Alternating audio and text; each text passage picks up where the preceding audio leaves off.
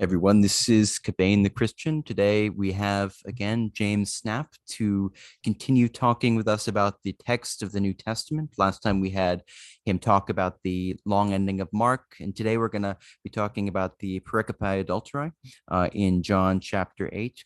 Before we get into that, let's start with an opening prayer. Illumine our hearts, O Master, who lovest mankind, with the pure light of thy divine knowledge. Open the eyes of our mind to the understanding of thy gospel teachings, and plant also in us the fear of thy blessed commandments, that trampling down our carnal desires, we may enter upon a spiritual manner of living, both thinking and doing such things as are well-pleasing unto thee. For thou art the illumination of our souls and bodies, O Christ our God, and unto thee do we ascribe glory, together with thy Father who is from everlasting, and thine only good and life-creating Spirit, both now and ever, to the ages of ages. Amen. Amen. So let's get up this slide. Okay. I can't see you. Oh, Yeah. You See it? Yeah, yes, I do. Excellent. Well, So good morning, Sarah. good morning. It's good to have you back.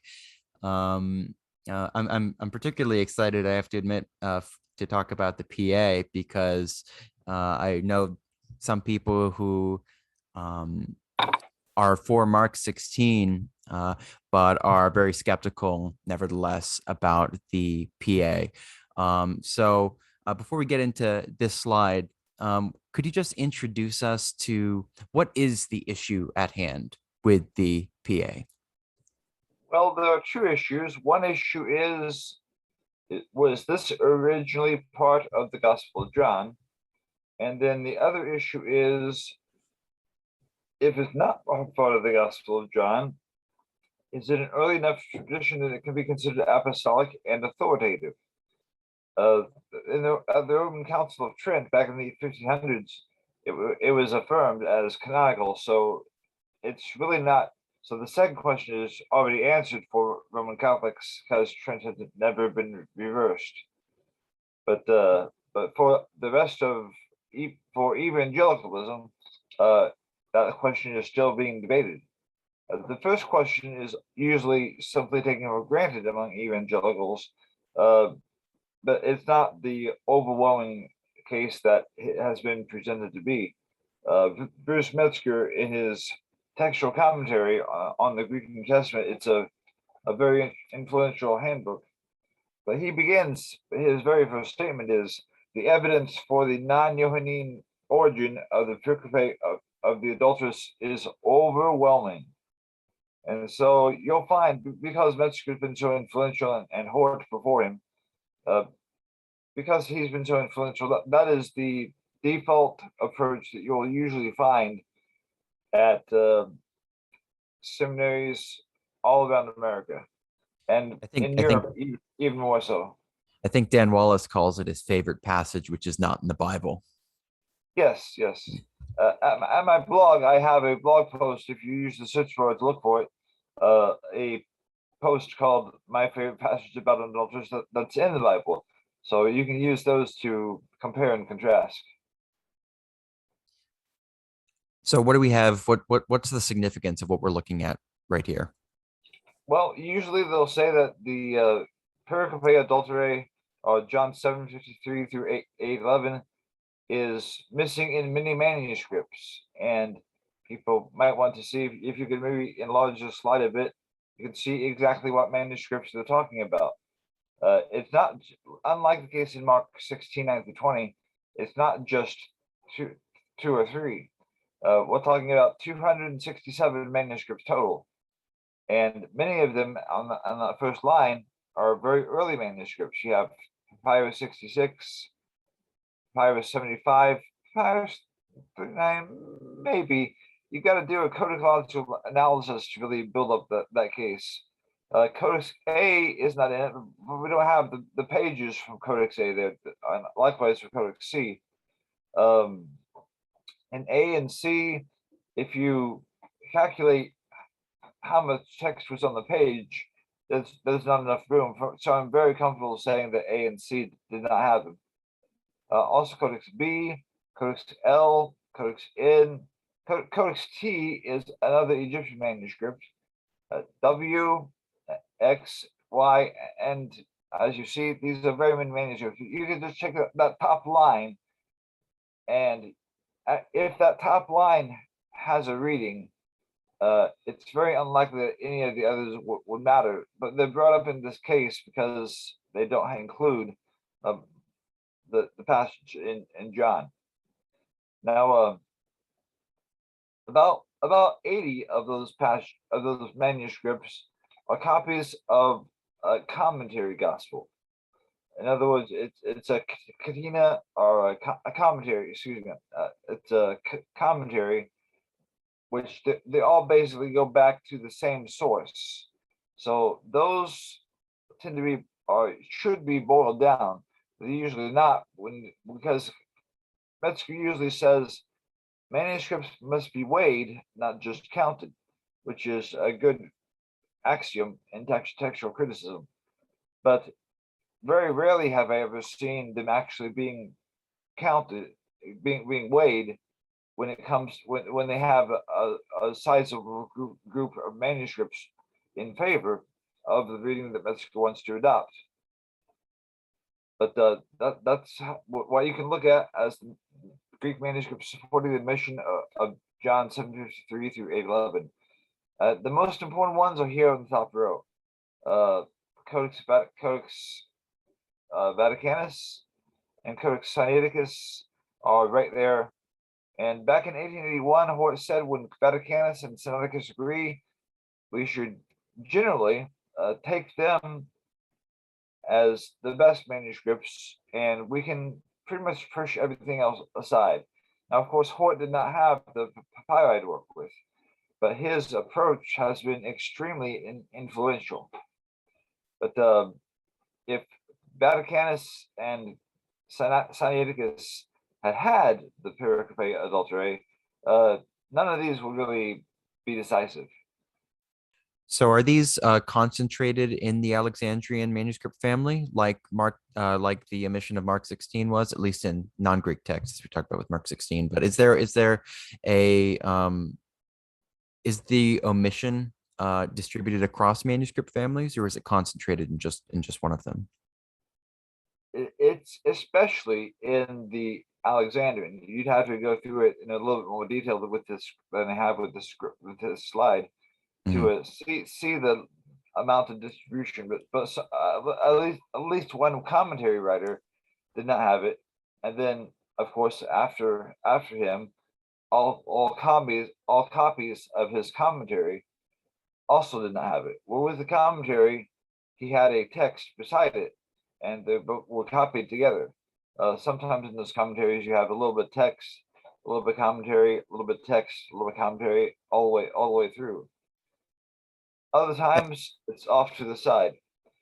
But you can see how with the commentary, a commentator copying commenting on a text, all copies of his text would tend to reflect the same text that he used.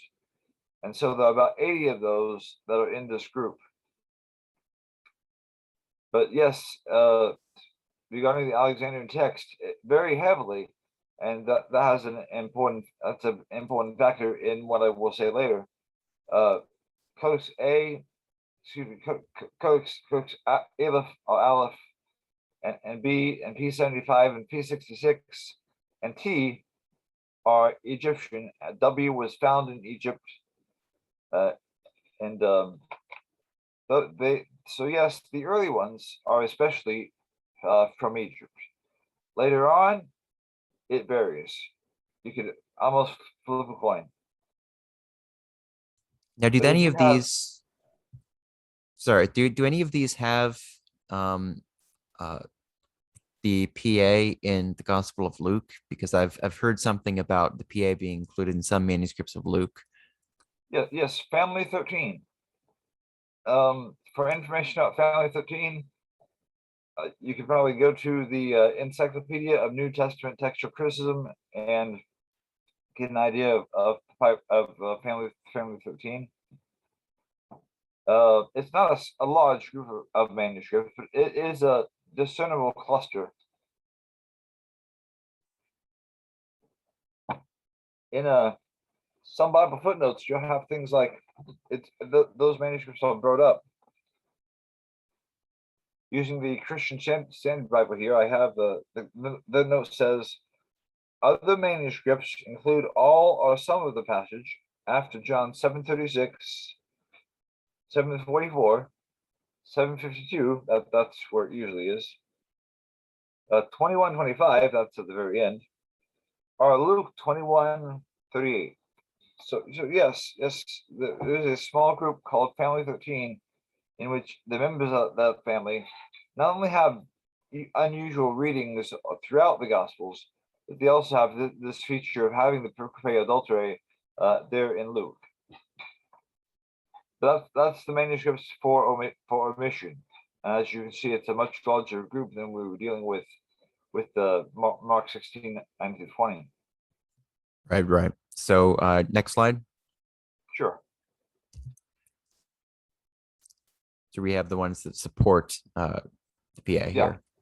Yeah, these are, well, what takes more than one slide to put them on the screen, but these are the Greek manuscripts that support the inclusion of John 53:8-11. You can go ahead and bring that up a little bit. Could we go back to the first one for inclusion? Sure. You see here, can you enlarge up a bit? Yeah. There you go. Good. These are also manuscripts, and these are the ones for inclusion.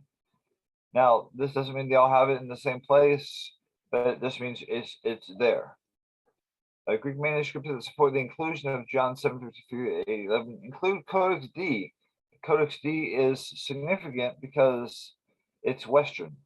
The Western text was not used much in Greek after the 500s, but it is in Codex D, and Codex D is then thought to be an echo of something earlier. The thing is, it's difficult to say when it's echoing something earlier and when it's just doing its own thing. So Codex D is an important representative of the Western text, a text form that goes back to the 200s and possibly, I would say, the 100s. But Codex D includes John 7:53-8-11. So does Codex E, Codex F, H, K, M, S, U, V, G, L. Well, actually, with L and Delta, it's kind of a special case. There's something I want to point out, that it's not just a few that include it. It's also about half the uncials and very many minuscules. This is not the whole page, the whole representation. We can go on and look at the next page. These manuscripts also include John 7:53-8-11. Again, the numbers are not nothing. It's definitely something. You have very many minuscules, most of which are medieval, but the medieval manuscripts often echo an earlier exemplar or an earlier ancestor. In very few cases, you have a father or mother-daughter relationship among the manuscripts. Sometimes you do, but usually you do not. Christoph Lake's observation about having found orphan manuscripts on Mount Athos is generally true across the board. Not So always. you're saying that most of these manuscripts are they count as independent textual witnesses. They're not interdependent among each other. Most of them would be Byzantine, but Hort's theory that the Byzantine text can be clustered together, that generally has been considered in subsequent to Hort an oversimplification. If we were to cluster everything together, you wouldn't see in your textual apparatus the symbol for Byzantine. You would see a bunch of numbers like these. But since it's so easy, since that would make a very enormous textual apparatus, Usually, for convenience, people do cluster them together and just say the Byzantine text. And that's why you see the word biz or the letter in Gothic or fracture M or K Koine instead of seeing all these numbers. So that's not quite the end. So would you say Byzantine text that's a bit of an unfortunate term, or do you think that's still appropriate? Well, it describes the text appropriately, but it's important to keep in mind that when we say Byzantine, when we say Alexandrian, when we say Western, we're talking about where the text types dominated, where each form of the text tended to be used the most. That's not to say where it originated. Hort and Lake even proposed that even though it's the Byzantine text, it's really was earlier in Syria, in Antioch, and so the term Byzantine sometimes and also it depends on which part of the text you're talking about. For instance, in the general epistles, they talk about the Byzantine text being later, but the things that are said about that don't necessarily apply to the Byzantine text in the Gospels. So really, if you go into the weeds a bit, you have to make this distinction between the individual genres as well as the parts of the manuscripts. Right, because So these are yes, these are transmitted as subsidiary collections, not always as a complete New Testament. Yeah. yes. In some copies, you can have a good representative of the Alexandrian text in one part, and the rest will be Byzantine in character. But after you go through all these manuscripts that include John 753 through 811, it comes to just over 1,500. Now you would think that people would know all the time as manuscripts are compiled or collected how many manuscripts we have, but that's not the case.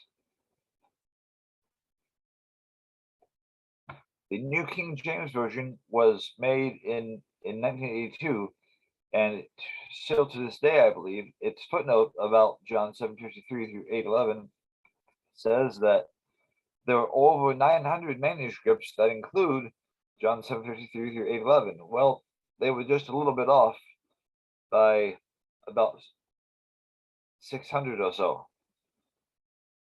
They said it was over 900, but they could have said it was just over 1,500. Now, is that just a mistake in counting? Is it not current information? Is it sometimes there's dispute about whether something is one manuscript or multiple manuscripts? Uh, in this case, I think it was simply the person not knowing much about the manuscripts of John 753 through 811 and using a what was not and considered how you put it. It wasn't considered absurd to say over 900, and so that's what it said. But Right. they could have been a lot more careful and used Right, a much right. higher number.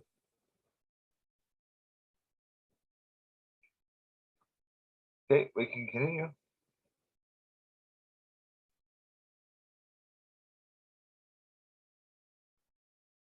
There are also lectionaries of with the PA.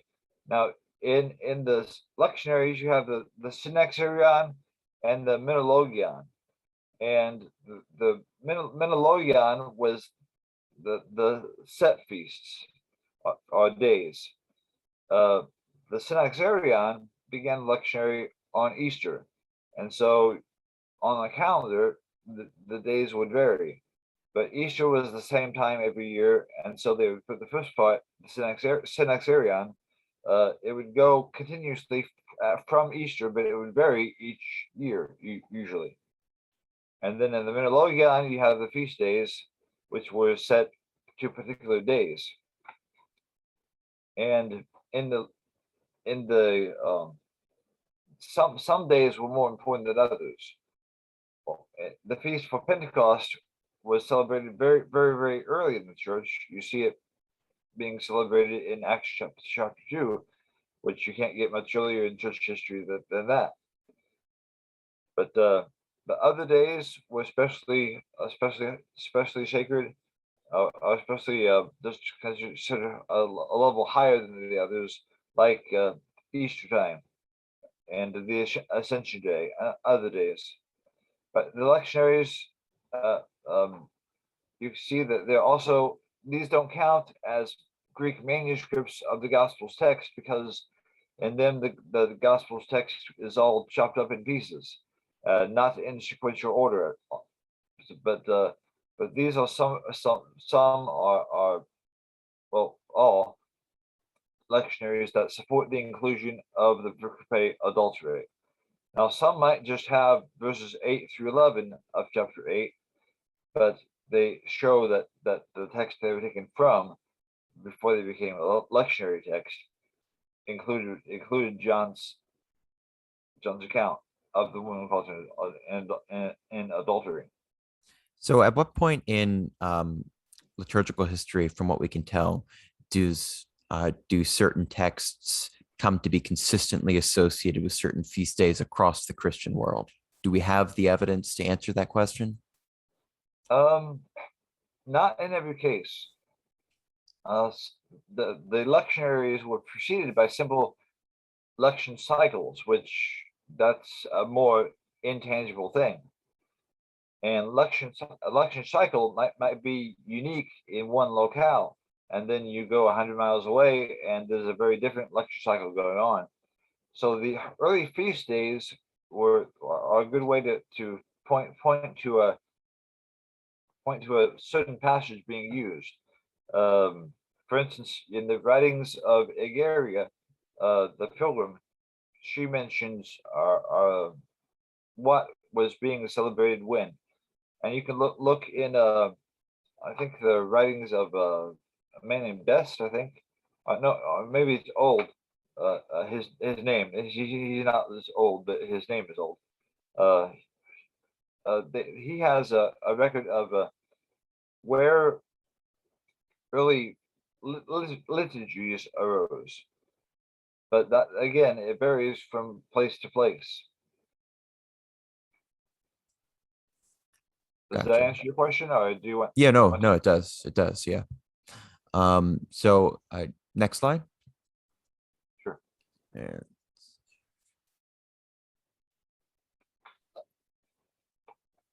Is that coming up for you? Not yet. Okay.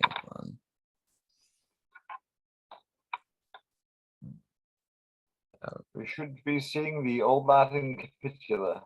Oh, I see where. Yeah, just gotta switch folders. There you go. That's fine. What we're seeing here is an Old Latin chapter summary. Now, an interesting thing about the Old Latin text is, before Jerome came along, it was every man for himself in Latin. I think Augustine and Jerome together, one of them said, whoever thinks they have a little bit of competence had gone ahead and made copies, and so there are almost as many Latin versions as there were copies. Now, that's what they said. How true that is a matter of debate, but basically the Latin text had many variations, and because it was varying so much, that's why Pope Damasus in Rome wanted to have Jerome standardize the Latin text, which he did in the year 383. So when you have later copies of Old Latin, they're later copies of Latin, but they're echoing a text that existed earlier, probably before Jerome came along and standardized it. Well, in some copies, even though we might have a Latin text, the person that made the copies still preferred to have the older Latin supplements. You would conform your text to a degree, but you could also have the old supplements. And some people just like to do it the old-fashioned way, and so they would bring in elements from the old Latin.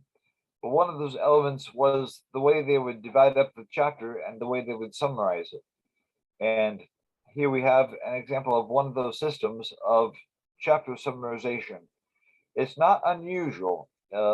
It's not always there, but it's not unusual to find Latin copies that are preceded before the text. You have the chapter summaries. If you look in the Book of Kells, you'll see something like this. Well, here is a copy. It's a much later copy, but inside this copy, you have that old Latin form of the chapter summaries.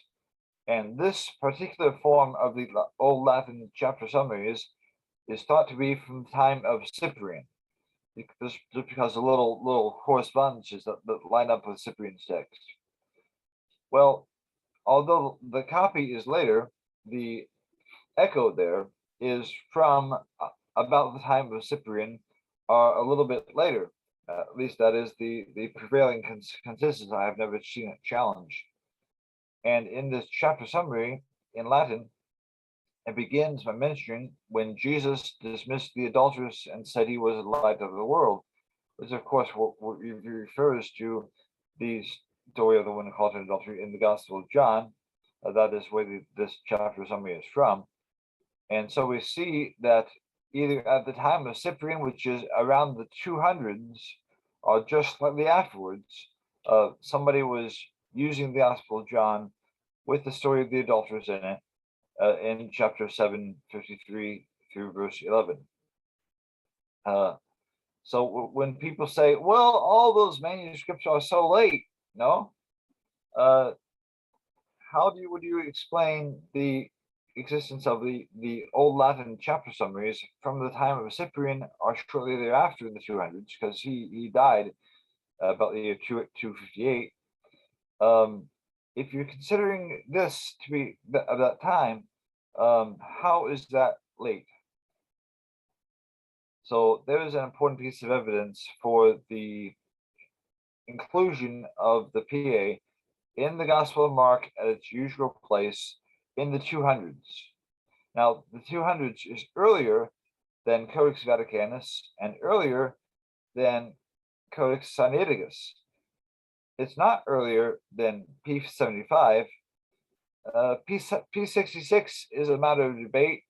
I think Philip Comfort in assigning it to the 100s might be off. P66 has some elements in it that look more like it's from a later period, not much later, but later. So in terms of date, this is very, very early, and as a representation of the text that was used in some place that was not Egypt, it's a competitor. We see the next slide. Here we have from the University of Cambridge, these images are theirs, Codex Beza's text of the Pericopae Adulterae. And just to make things a little easier for the observer, I've inserted the verse numbers, verse by verse.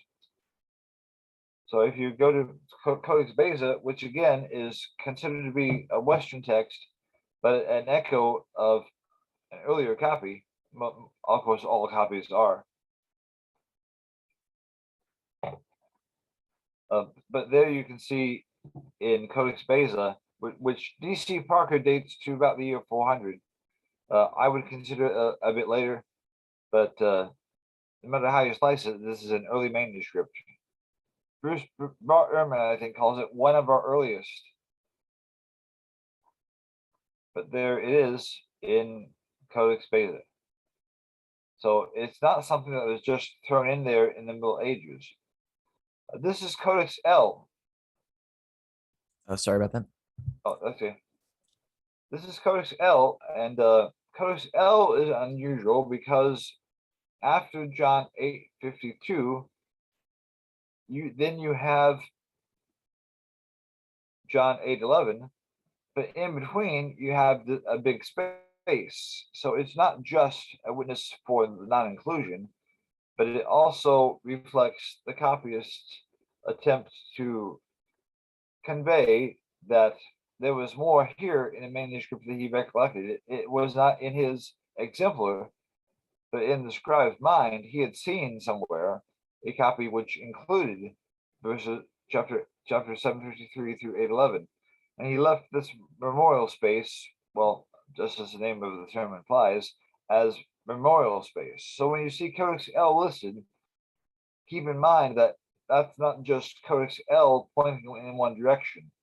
Codex L also points in the other direction, the opposite direction, as the scribe had a copy somewhere that he didn't have access to at this point. He was not copying from that copy, but he remembered that copy.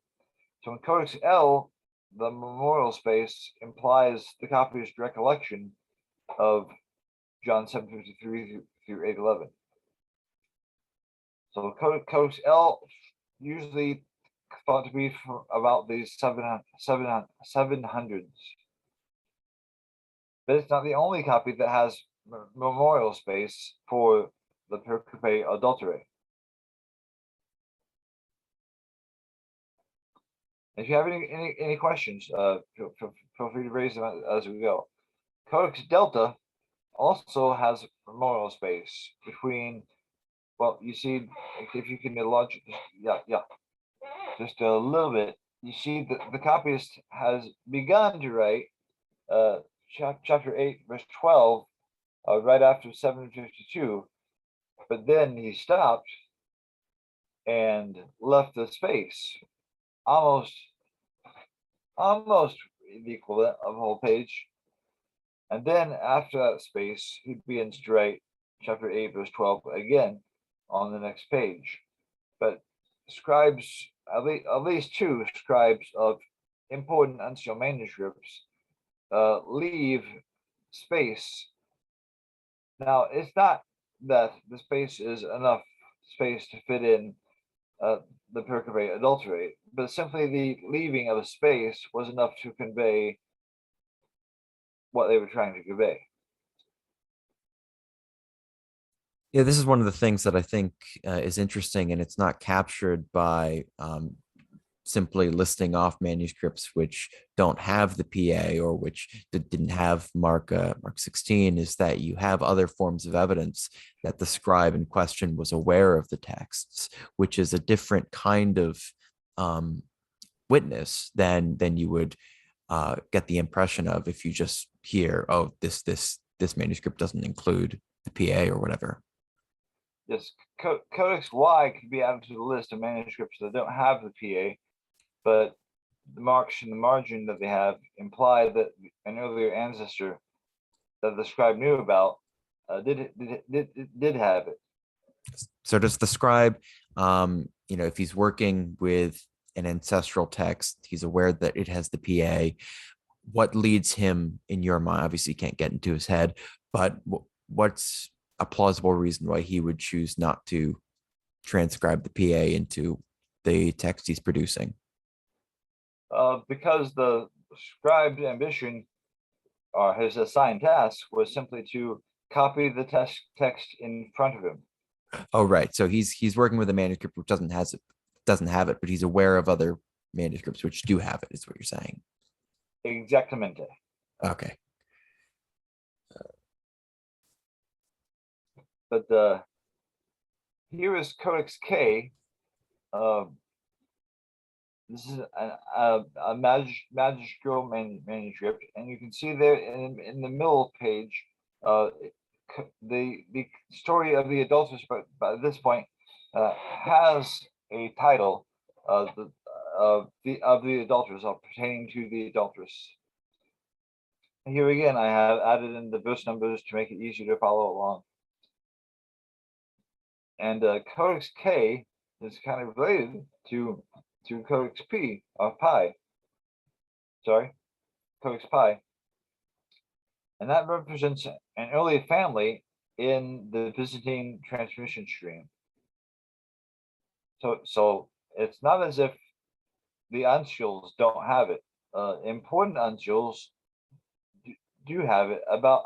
It's about 50-50 when you consider there's that buffer zone where they have the memorial space are indications of other manuscripts. But a lot of misinformation has circulated about the manuscripts regarding this passage. Daniel Wallace, in his Credo course, and apparently he's taught this at Dallas Theological Seminary for some time. He says to his listeners, you don't see it, and by it he means the story of the adulterers, in any fathers of the first millennium. Now, Bruce Metzger, in his textual commentary, said you don't see any Greek fathers, but Wallace just leaves out the word Greek and says you don't see any fathers for the first 1,000 years, which is wrong. You can find it in Pacian of Barcelona. You find it referred to in apostolic constitutions. Ambrose of Milan refers to it. Ambrosiaster refers to it. Jerome refers to it. We'll see that shortly. Rufinus refers to it. Augustine not only refers to it, but Augustine proposed a theory, which I don't subscribe to, but his theory, he proposes that some people in the church, so he doesn't accuse the heretics of doing this, but he says that some people in the church, because they were afraid their wives would use this passage as a defense, took out the story of the woman caught in adultery. I don't see why anybody would remove those first two opening verses, or first three opening verses, which don't involve the adulterers. They say something else. But Augustine had this theory and vigorously defends the passage because of this. But also, so Julius, Peter Chrysologus in Ravenna, Italy, Leo the Great, Codex Valdensis. Codex Valdensis is an interesting text because the people that made it around the year 546, now it's a big manuscript and it would take them a little bit earlier than that, but that's when they finish it.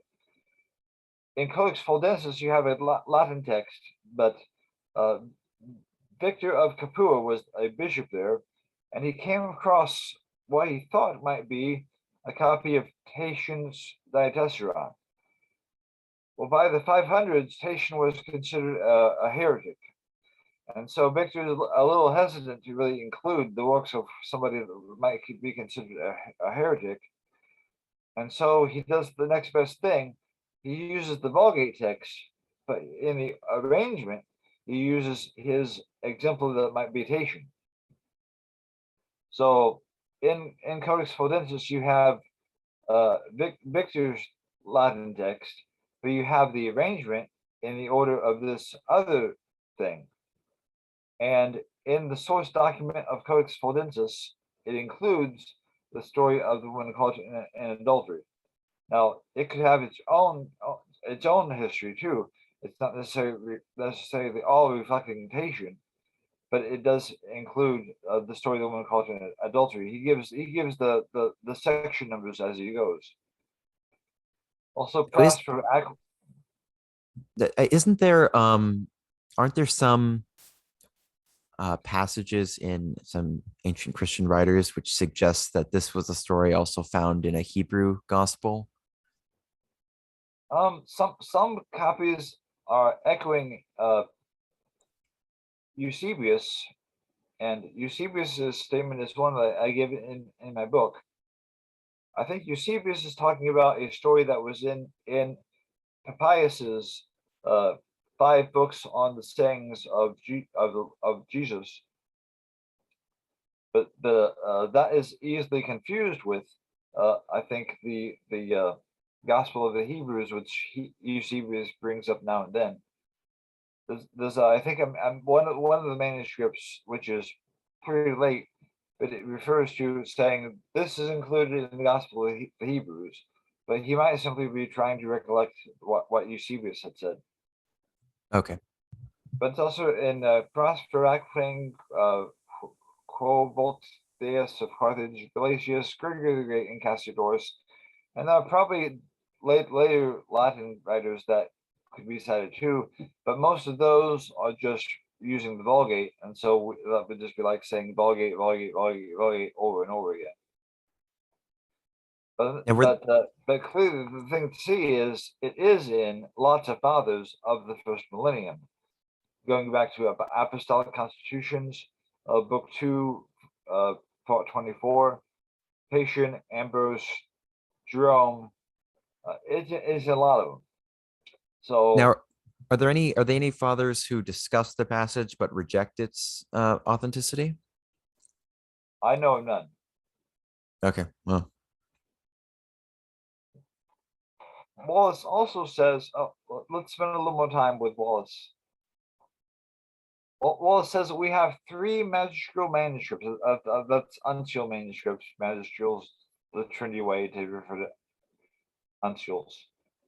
But he says we have 3 magistral manuscripts out of the 322 that we have that actually have this passage. That's it. This claim is not true. This claim is false. It probably should be retracted very openly. But because we don't have 322 copies in uncial of John, that's the number of uncial copies that were in circulation, that were known, were cataloged when Wallace was giving this lecture or giving this lesson. Out of the 322, a lot of those have nothing to do with the Gospel of John because they don't contain it. The copies of from Acts or the epistles or someplace else, or even Revelation. The actual number of uncial copies of John is much smaller, and copies of John chapter 7 and 8 is even smaller than that. So what Metzger is doing here is like saying, oh, the Miami Dolphins, they were never a good team because look at how many football games were played that year, which they didn't win. Well, sure, if you take the number of games of football that were played, that'll be much higher than the number of wins the Miami Dolphins had. But that's because the Miami Dolphins were not playing in that many games. They had like 17. So even if the Miami Dolphins would win all 17 games of theirs, it would still be a much smaller number than the total number of games of football being played. So Wallace is using a completely irrelevant number to try to make his case in this way. But it's, if you know better, if you know what he's talking about, he's saying something that you really couldn't say if you wanted to be realistic. But also, that Wallace says that in some manuscripts it appears as a separate pericope at the end of all 4 Gospels, just tacked on at the very end. And he never brings up the note that comes with it. So if you lean on Daniel Wallace, and a lot of commentators have said the same sorts of very inaccurate things, if people are leaning on Dallas Theological Seminary as a serious source of information, then they will have this sort of completely erroneous claims. For instance, in I'll get to that a little bit later. Let's go on and look at Codex F. Codex F. That's number 7. Okay. Well, wait. Let's do it later. Let's go through these claims first. Regarding the early evidence, Wallace was saying that nobody talks about it until the first millennium, is over. Here's Pacian in Barcelona. He's from about the same time period when Codex Sinaiticus was made. He is writing, and he says this: "O Novatians, why do you delay to ask an eye for an eye, a tooth for a tooth, to demand life for life? Why do you wait to renew once more the practice of circumcision on the Sabbath? kill the thief, stone the petulant, choose not to read in the gospel that the Lord spared even the adulteress who confessed when none had condemned her, and so forth, that he absolved the sinner who washed his feet with tears, that he delivered Rahab at Jericho. Among the examples that Patience gives to his listeners is the story of the one caught in an adultery. So obviously the passage is known in Patience's time in his particular locale, and that's in southern Spain. Also, Ambrose in Milan, also in the 300s, is writing to Studius, Epistle 25, and says, and it goes through the story. I just have a little bit of it here, but in his comments, which can be found online without difficulty, he says, just look for Ambrose Epistle 25, and after a few hits, it'll probably come up. He says, the Jews apprehended an adulteress and brought her to the Savior. The Lord Jesus stooped down and wrote upon the earth and says, let him that is without sin cast the first stone at her. And this is what you see on your screen. And at the close, he says, neither do I condemn thee, go and sin no more.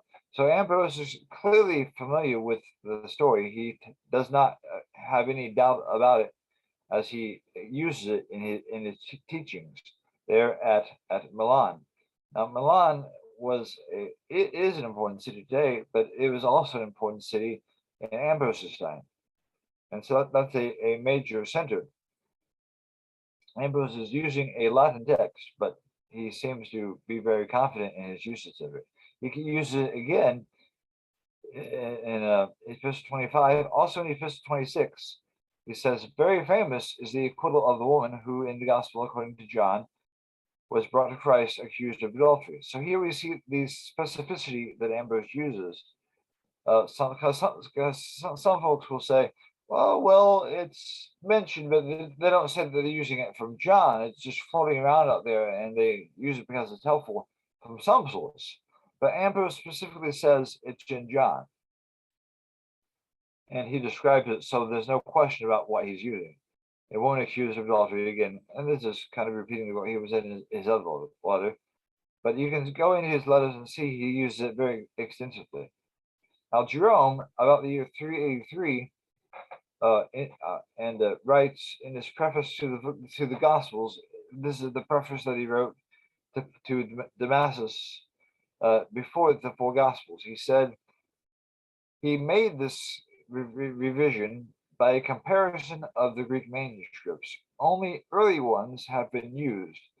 Now, Jerome himself was born around the year 340, so you would reckon that if anything is considered ancient by Jerome, it's probably older than Jerome himself.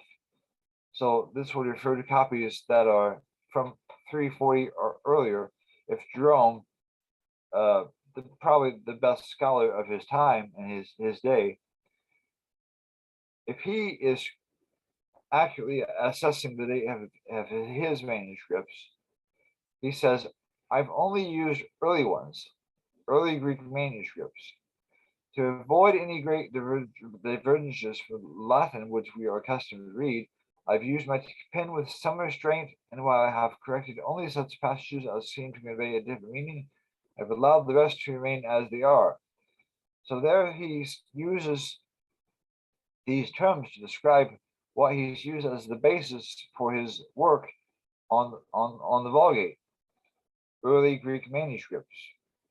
Also, in a later writing of Jerome, and by later I mean not as early as the Vulgate, all of Jerome's writings are relatively early, but around the year 417, he was writing a refutation of the Pelagians. And in that work, Jerome says, in the Gospel according to John, again, notice the specificity here. In the Gospel according to John, there is found in many of the Greek as well as the Latin copies the story of the adulteress who was accused before the Lord. So he is there referring to the Pericopae adultery. He is referring to John 7:53 through 8:11, and he says it's in many copies of John in Greek as well as Latin. Now, Jerome doesn't say how many he means when he says many, but if he means more than 9, then we have, in Jerome's awareness, as many early copies as we have copies that don't have it. So the idea of this being overwhelming doesn't really take into account of what Jerome has said, what Pacian has said, or what Ambrose has said. In many of the Greek copies, as well as Latin, we find this account. Now, of course, that also means that in at least some copies, Jerome had it was not there. Otherwise, Jerome would simply say it's in all of them. He doesn't say in all of them, but he does say it's in many of the Greek copies. So that is definitely something that has a lot of weight. Does Jerome ever what were his standards for differentiating among Greek manuscripts? Is he just counting them, or does he have a way of assessing which manuscript he wants to trust and which manuscript he considers less credible? Off the top of my head, I think that Jerome thought, maybe this was just regarding the Septuagint copies, but there are certain lines or transmission streams that he thought were there. Whether they were really there or not is an open question, but he thought that you could divide some into copies from Hesychian copies, or copies made by Hesychius, and who that was is a good question. Some copies that were made by Lucian, and some copies that came out from Jerome. Which ones were he considered more authoritative, more weighty, better? You can simply try to discern from considering what readings he adopted. But certainly in the copies that he had, he considered the ones with the story of the adulteress to be good copies because that's what he used. Right. So Codex F, do you want to bring up? Okay.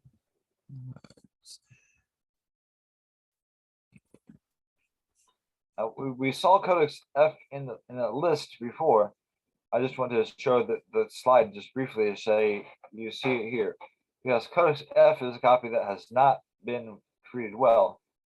But here on this page, you can see at the top left corner, verse 10 and 11.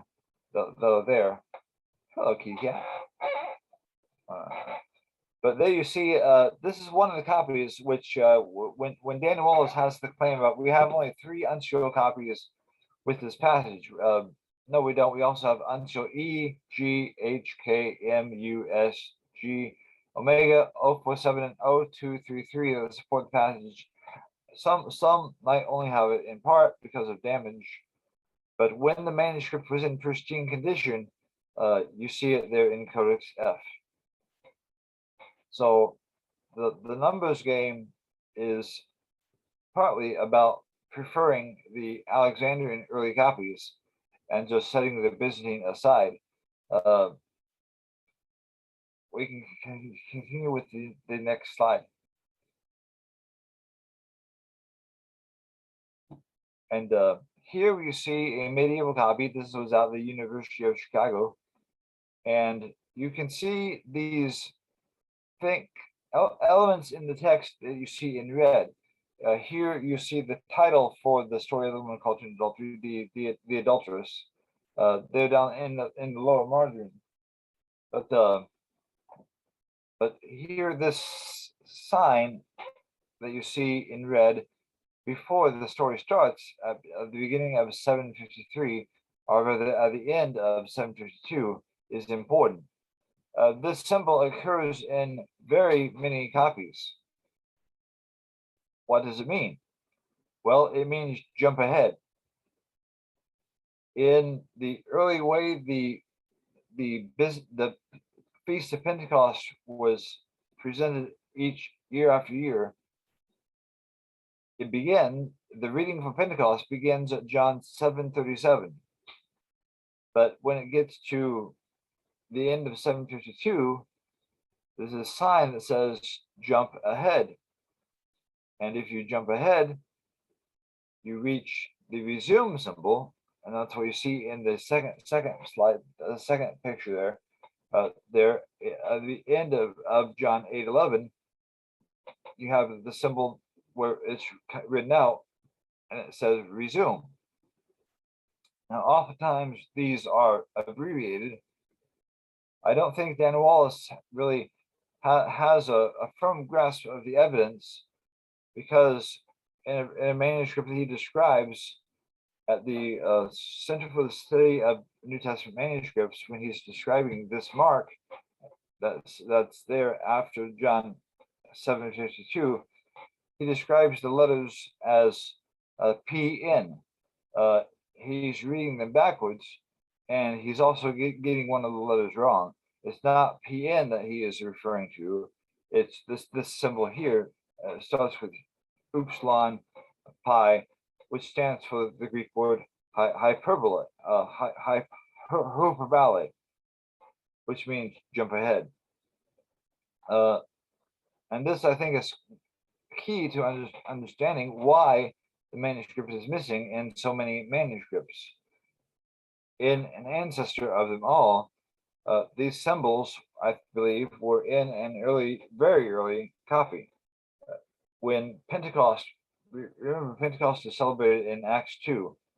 So when you come to consider when Pentecost was celebrated, it was celebrated very early. It was probably the first feast, one of the very first feasts. Well, obviously Easter is in there too, to celebrate the resurrection of Jesus. But the early feast days were being observed long before any actual lectionaries were made. They were simple lection cycles, which weren't written down, but everybody knew what they were. And so you have these two symbols jump from here, and then at the beginning of chapter 8, verse 12, resume here. Well, with these two symbols in the text, the lector would know to jump from this point to here. So that you only have in the Pentecost lection things that pertain directly to Jesus and to the theme of Jesus being saying about how the Spirit will come, and then Jesus being rejected. And then you jump to where he says, I am the light of the world, and you conclude the lection on that note. But those were instructions for the lector. And these were used very often. We can look and see them again in 1429. We see asterisks being used to convey the same thing. In manuscript 1429. Yeah, you can, yeah, there we go.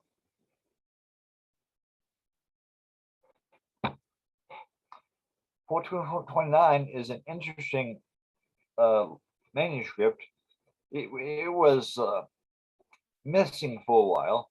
It was basically stolen during World War One, and it turned up fairly recently in an auction, and the Museum of the Bible purchased it.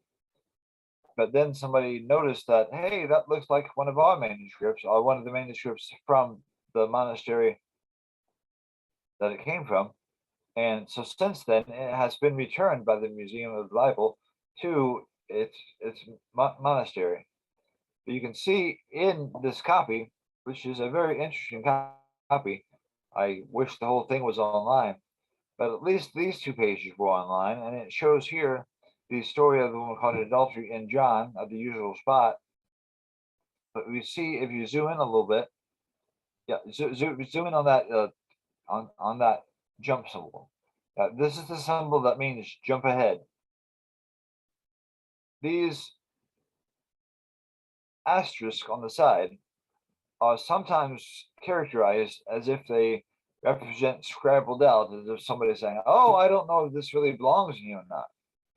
But in real life, these are meant to say, when you're reading this section for Pentecost, don't read this part. jump ahead, and then resume over here. And there we see the resume symbol. And here's chapter 8, verse 12, where it picks up at the end of the lecture. So a lot of these asterisks are simply there to instruct the lector how to read what he's supposed to read on Pentecost Day, while not reading what he's supposed to read for another day, because this passage was used on another day. So simply to keep the Pentecost lection straight, you jump from here to here. And that is conveyed very clearly in manuscript 1429. And you can go through manuscript after manuscript where you see similar marks. And it goes back quite early. You can also see it in Codex M. In Codex M, even though the ink has faded a little bit, you can see, yeah, if you zoom in enough, yeah, very good. At the beginning of John 7:53, there again, there's an asterisk here, but it's not just an asterisk, it's an asterisk with the jump symbol. It says jump ahead. And so once you've jumped ahead, then you can see beside John 8:12, or very nearby, there's another asterisk which says resume here. That's the Okiao. Very clear. And John 8:11. That's why I put this red line beside the story of the woman caught in adultery. So there's Codex M. You can see these marks. Jump ahead here, resume here. Were very early, and I think that explains the whole thing. That all that you need to do is have a copy with these marks in it, very early, showing the lector where to begin, or who's using a form of the what later on became the lecture cycle for Pentecost. Begin at 7:37, read ahead to John 7:52, but then jump ahead and conclude with chapter 8, verse 12. Now, as long as it's recollected that these marks are for the lector, no problem.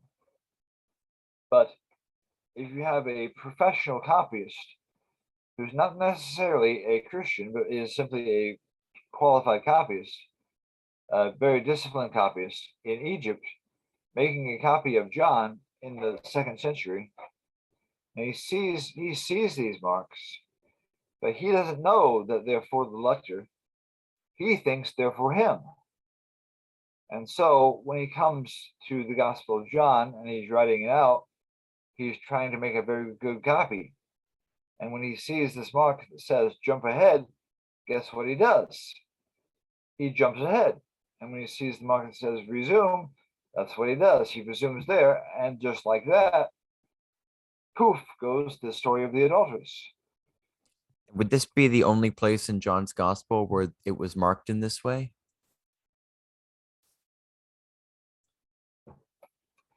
If you look at copies that were made for use in the church, most definitely not. But the marks go back to so early that in Egypt, if you have this lecture cycle there, Pentecost would be one of the first passages that would be reserved for church use. So there wouldn't be very many that would have these marks. Oh, I see. So this is you're suggesting the earliest stage of the, like, one of the first passages to be fixed in association with a particular feast. Yes, I would say that the Pentecost lection and what knows the high feast days, those were the first feast days that we see marked in the lections. We see, I think Cyril of Alexandria refers to some feast days, and the other references I mentioned Egeria as one, who mentioned which days were being observed especially important. And like I said, in the early church, there weren't very many days that were as important as Pentecost. So it would be one of the earliest feast days to be fixed in the election cycle. The early election cycle would have Pentecost as one of the days to be observed, Easter as a day to be observed, uh, later on Christmas as a day to be observed, and um, it's not coming to me. But the number of early feast days was limited, and so in early copies, Pentecost would be one of the first days. The idea is that in the early election cycle, in early copy, if these marks were there, this explains the loss of John 7:53. A copyist, a very disciplined copyist who thought he was following instructions, came to his copy, his exemplar, and it had these marks in.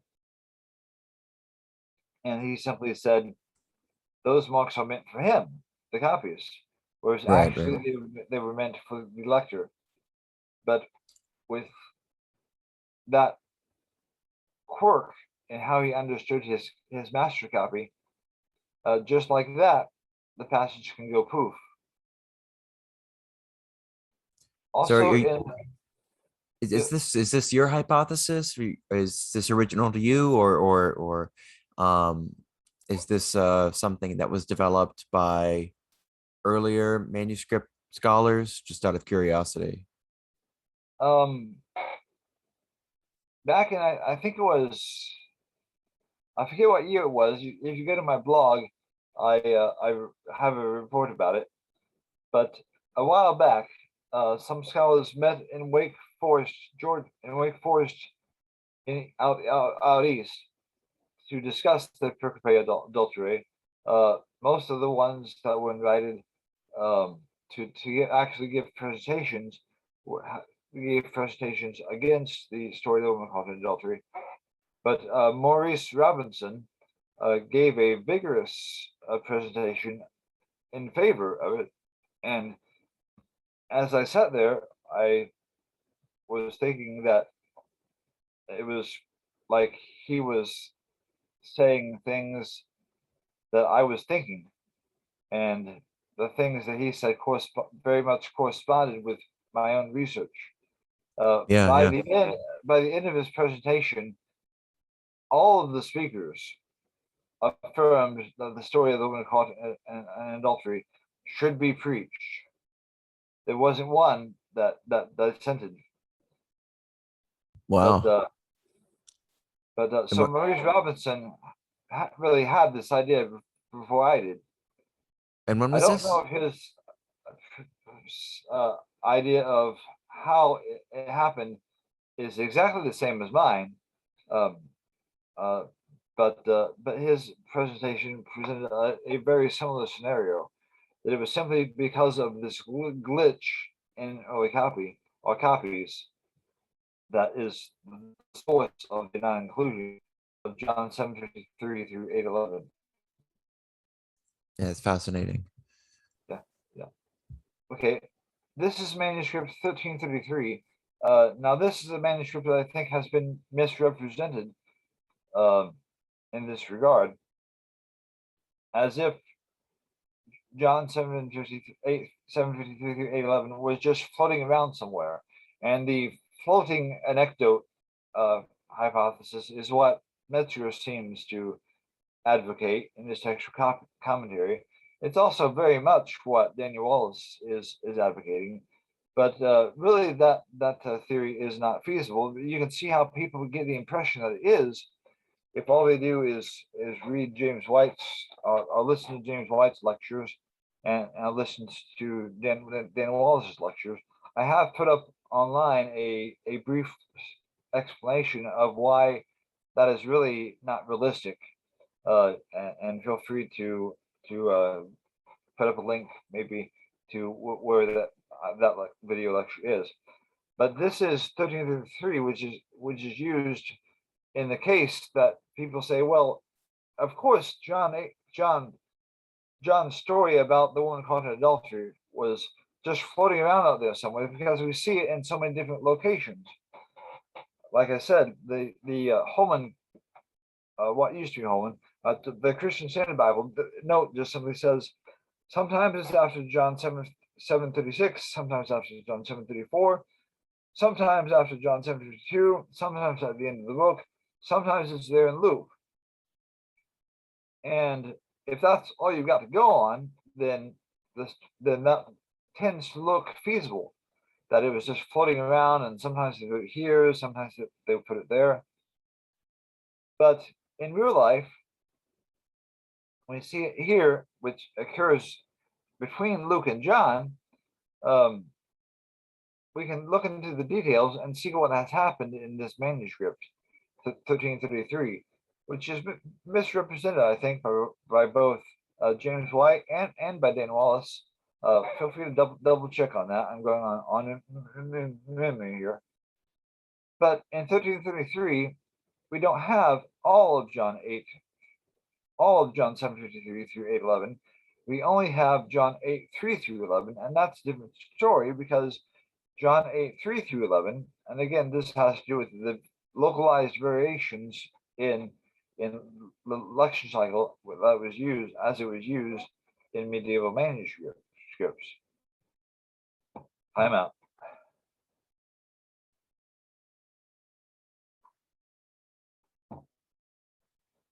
When you look at the actual document, you can see what has happened in 1333. I don't know if Dan Wallace and James White have ever actually looked at this manuscript, but it's been out there for a while. At the very top of its page, it says, this reading is for the 8th day of the month. I think that says October, for Saint Pelagia. Well, Saint Pelagia was the saint who, in the Minologion, that's the second part of the lectionary, that's who was to be honored on that particular day. And she was honored with this reading. Saint Pelagia's story is fascinating. In the days, I think, of a bishop named Nonus, she was a famous actress, and she was said to be notorious for her licentiousness. And when she came by the church where Nonus was giving his sermon, and I might not be recalling every detail of this story correctly, but feel free to double check in the comments. But the idea is that she came by and Nonus stared at her intently, and then he continued to preach. And after the sermon, his followers came and said, "Oh, Nonus, you chaste, modest, example voice, why do you look that way at that actress?" And Nonus said, "Well, you see, my sons, I was not looking at her to lust at her.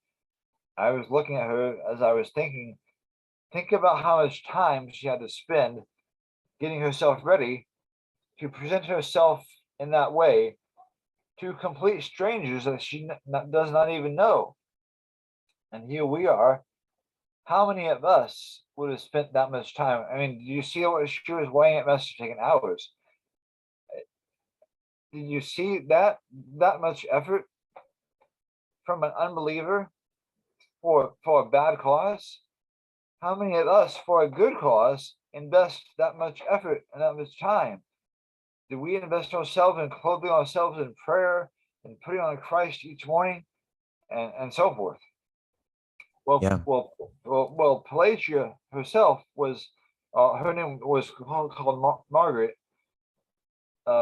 She was later on convicted by what had happened, and she came to the bishop later and repented and told him, "I repent. I'm sorry for all this trouble that I've caused."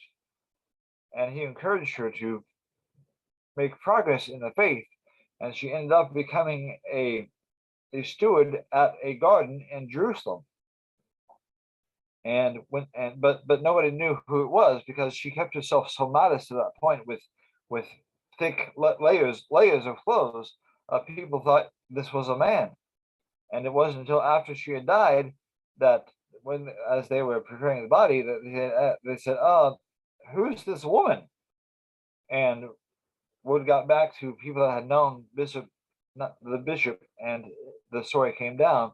Oh yes, this was the woman who used to be this actress, but she repented and became a student in the garden all her days, serving the church. And it was used as an example to remind people, no, you may be as lascivious as this actress was, but even she was convicted by the Spirit and came to repent. So you can too. Well, this was the lecture that was used on that day of the year to remember Saint Pelagius, or Saint Pelagia. And initially, when 1333 was made, it did not have this story in the book of John. But because the story was in the Minologion, it was this page of the manuscript, which was initially blank, was used by someone else who owned the manuscript and didn't want the story to be left out. And so they put it in here, but you can plainly see it says there on the second line of the first column, from the Gospel of John. From according to John, which is another way to say it. That's the kind of rubric that you would see in the lectionaries themselves. So it wasn't just floating around somewhere at random. It was definitely from a lectionary that was used to honor, and from a lection that was used to honor the woman Pelagia. So it should not be misused. Likewise, the note in Family 1 should not be misused. Every time Family 1's location of the Pericopae Adulterae is mentioned in John 21:25, this note should come up too, but you never see Dan Wallace mention it. I don't think I've ever seen James White mention it. He's welcome to mention it in the future. But in Family 1, before the Pericopae Adulterae at the end of John, you have this little note. And the note says, this is the chapter about the adulterers, the chapter of the Kephaleia. The Kephaleon would be the chapter. They would number and name the chapters differently than we do today. But the chapter about the adulterers. In the Gospel according to John, this does not appear in the majority of copies, nor is it commented upon by the divine fathers whose interpretations. Oh, can you excuse me for just a moment? Sarah? Yeah. I'm getting a call. Can you? Yeah. Also.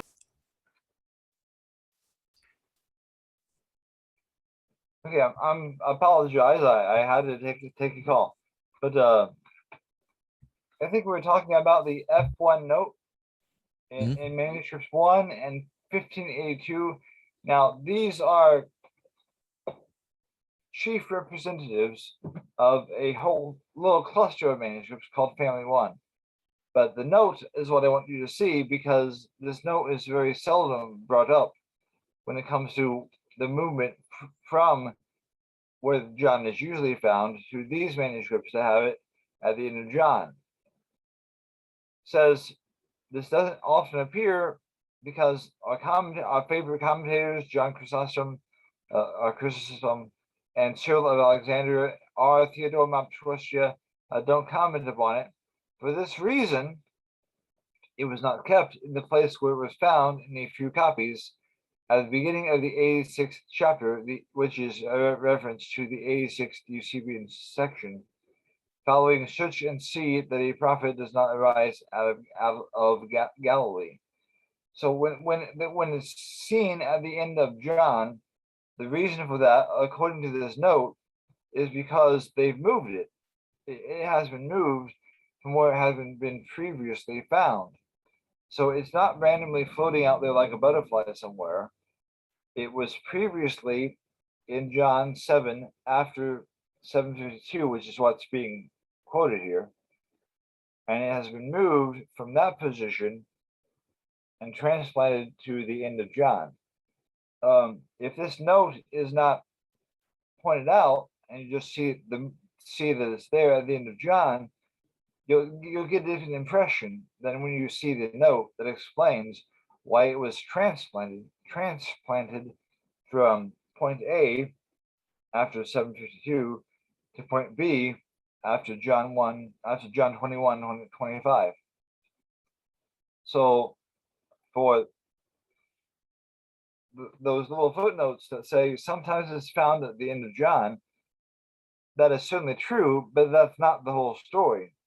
If you look at family 1 and see the note in manuscripts 1 and 1582, you will see this note, which gives a much different impression. It wasn't floating around, it was there in John before it was moved to the end of John. We also have other notes about the story of the woman caught in an adultery. In Codex Lambda, and this is in a whole little group, another little cluster.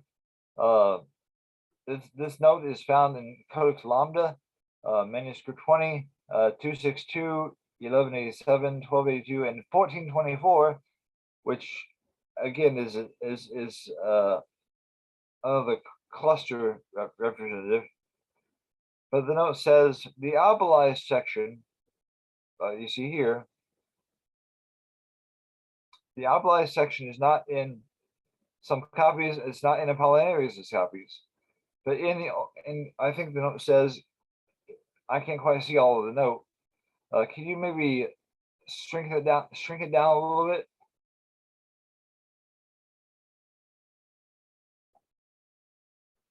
Could you shrink it? Reduce the size. Yes. Is that as small as it goes? Yeah, this is as far as it goes. Okay. Can you read this whole thing for me? Just because the way I was computers are set up, I can't see all of it. I want to make sure I get it right. A note found in Codex Lambda 20, 262, 1187, 1282, and 1424. The albilized section is not in some copies or in Apollinaris's. In the old ones, it is all there. This pericope is also recollected by all the apostles, cf. Apostolic Constitutions 224, which affirms that it is for the edification of the church. Thank you. This feature in 1187 is also found in these other manuscripts. But here we see that when they say, so it is albilized, but that's because the note writer, the annotator, says this about it. And sometimes these notes are not mentioned, and they just say that these abli are just there to draw doubt upon the passage. But the note tells a different story. It says, while this is not in some copies, and it could just as easily say it's not in many copies, it's not in Apollinaris' copies, but in the old ones, it is all there. This pericope is also recollected in apostolic constitutions, and here the reference to being recollected by the apostles. In some forms of the note, it will say all the apostles, but the note says it has apostolic confirmation, and that's a reference to the book of Apostolic Constitutions from about the year 380. So again, 4th century copies were being used to make apostolic constitutions. And the annotator believes that affirms it's for the edification of the church. So there the claim is made very, very much in favor of using this passage as scripture.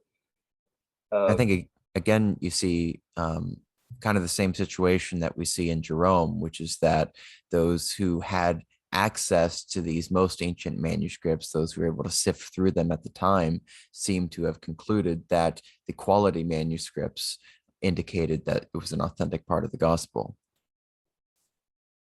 Well, you can see that is what they thought. Now, is Apostolic Constitutions really by the apostles? No, it's not. But it reflects an early tradition. apostolic constitution itself, in this respect, echoes the Syriac Didascalia, or Didascalia, and that's even earlier. So that's what we find in 1187 and also in 1424. So all in all, I think that in terms of what the notes say about this passage and how it was used in the church, as in the text of John, it's inside the lection for Pentecost, but it was skipped because thematically it's different from what they wanted to focus on Pentecost. But because of that little glitch in how it was copied, or how it wasn't copied rather, here we have, I think this will be the last slide, Codex E of the Gospels, Codex E 07. So it's you wouldn't think from the apparatus of Nestle Allen that this is a very important manuscript, but it's a pretty good copy of the Byzantine text. And here in John, we once again see this early, and that's just reflecting a much earlier usage in its copies, its line of descent. You see the jump ahead, and you see the resume here symbols. And I think it's those that are the source of the whole problem. When those were used in a copy that was used in Egypt, I think somebody simply misunderstood them as being for him when he was a copyist, where actually they were meant for the lector. But by paying attention to his instructions, or what he thought were his instructions, he dutifully did what he thought he was being told to do. And that's why the passage has gone missing in the early Alexandrian text line. When we look in the Byzantine text, in copies like Codex N, they are also influenced by this same line that was missing the passage. But we have it abundantly attested both in Latin and in Greek, just like Jerome said. Okay, any questions? And for more information about this, and many things that I haven't covered, that we just covered briefly, I do have 2 books available for reading on the Kindle app. You can get my book on Mark 16, 9 to 20, and my book on John 7:53 through 8:11 at Amazon for 99 cents. Yeah, I would commend those to anyone who's interested in this issue. It has a lot more details. I don't mean to bore you with going down lists, but you could say that Codex Copatinus in Latin has it, Cobiensis has it, and you can just keep on going. Also, what Metzger said in his textual commentary about no Greek commentator commenting on it, Metzger does not seem to have been aware of the Syrian chronicle of what is presented as Zacharias Rhetor. That's a Syriac text, but it's translated from a Greek text. And in that Greek text, it does go into details about one particular copy that had this passage.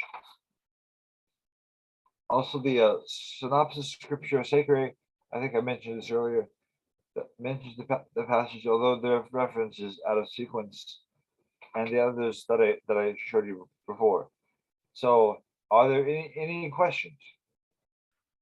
I would just wonder, it seems to me when you look at this in terms of 2 competing explanatory models, and I'd like your thoughts on this framing of the question. It seems that it would be a much more complicated and clunky narrative to construct of how exactly the PA got into all of these Greek manuscripts, if in fact it was not originally there. It seems that if you, because you're going to have to explain either it got into all of these Greek manuscripts not having been there originally, or it got out of a few of these Greek manuscripts having been there originally. And it seems to me that the narrative that you've presented is just a much simpler and more parsimonious one than the only alternative. Well, yes. Regarding the degree of simplicity, I think Chris Keith, uh, back in that meeting with Maurice Robinson, he was trying to say that, well, this is a story that was written to show that Jesus knew how to write, even though it doesn't say what he wrote in the ground. And I think that if you were really going to make a story to show that Jesus could write, you would say what he wrote. You wouldn't just say that he wrote something in the ground. I mean, what was he writing? We don't really know because Scripture doesn't say. Although patristic writers like Ambrose do make proposals about what he wrote. Sometimes it's related to something in Jeremiah, sometimes not. But Maurice Robinson pointed out, and I think this was a very, very, very strong point. What kind of freestanding composition begins with the words, and then everybody went home? Because that's how the story of the woman caught in adultery, as we know it, begins in John 7:53. Who begins the story saying, once upon a time, everybody went home? So you have to have this extra step of saying, oh, it was floating around out there like a butterfly, and then somebody worked on it a little bit and adjusted this beginning detail to make it interlock with the text of John more smoothly. Well, where do we see that happening? That is a very hypothetical point, and the point you made that the idea that Pentecost skipped this part of the text very early is also hypothetical, and that is a valid point. But I think that it is a strong inference, nevertheless, because you see in this transmission line that if you have the passage suddenly going poof, and that copy is making several copies like this, you can see how that would influence later copies. And also, when it comes to how Chrysostom would use the text, he would comment on the text for Pentecost, which means he would use the same kind of skipping that was committed to the lector. Right. So I mean, you're going to have some hypotheticals either way. It's just a question of which hypotheticals are you going to go with. So Yes. I want to thank you for coming on here and for walking through Mark 16 and John 8 in such detail. I'd love for some of my audience to put out some of their questions, and when I've gathered a reasonable harvest of questions, perhaps we could have you back on to talk about some of those. Oh, yes, I'm not quite done. I would like to Oh. dig into the details of this footnote in the Christian Standard Bible a little bit more. When Is it there refers a slide you want me to bring up? nope. Okay. It refers to this coming that when the story of the adulteress is appears after John 7:37. That's another way of saying it appears before 7:37. All that has happened in the witnesses to this position, all that's happened is the copyist of John is knows that his copy is going to be used by a lector, and so he's simply making the lector's job a little bit easier by saying, instead of having this jump ahead business inside the lection for Pentecost, he's simply moving that extract before the Pentecost lection. That's all that's happening there. In the same manuscript 225 that's being pointed out here, part of John 13, part of John 13 also is extracted and moved into the text of Matthew the same way, because that's where it was used in an early lection cycle. When it says that the passage sometimes occurs after John 7:44, that's not referring to Greek manuscripts. I don't think any Greek manuscripts have it after John 7:44. So the notes being a little bit misleading, because the term manuscripts is usually refers to the Greek evidence, not to the virginal evidence. What's being referred to here is a few Georgian copies. And what has happened is, when the Georgian text was revised, and the Georgian reviser saw that it was referred to being in section 86, they weren't sure where to put it, and so they just slapped it onto section 86, and that's where you see it at John 7:44. Regarding Luke, Luke 21:38, going back to the series to the Minologian lectionary, when you see, so there were some copies that had it at the end of Luke. If you have this lection at the end of excuse me, I should have said the end of John, rather. You have a lection in family 1 at the end of John. Well, if you're making a copy to be used by lectors, in other words, those reading the text in the churches, in family 13, you have this sort of text, a text that's been prepared with the lector in mind. And in the lectionary cycle, or the lecture cycle, before the story for Pelagius on the 8th day, you had on the previous day the lection for Saints Sergius and Bacchus. These were soldier saints with very many churches being named in their honor. Their lection to be read was earlier in John 21. And so in family 13, the reason why the story for the adulteress has been placed in Luke 21 is because that was the most convenient place to have it follow up the story of for Saint Sergius and Bacchus. Saint Sergius and Bacchus's lecture is earlier in Luke 21. So what they've done is, instead of having it at the end of the Gospel of John, like in family 1, they would simply move it to follow sequentially the story for Saint Sergius and Bacchus. So Pelagius' lection follows Sergius and Bacchus chronologically during the year, and that's what is reflected in family 13, to explain that little detail.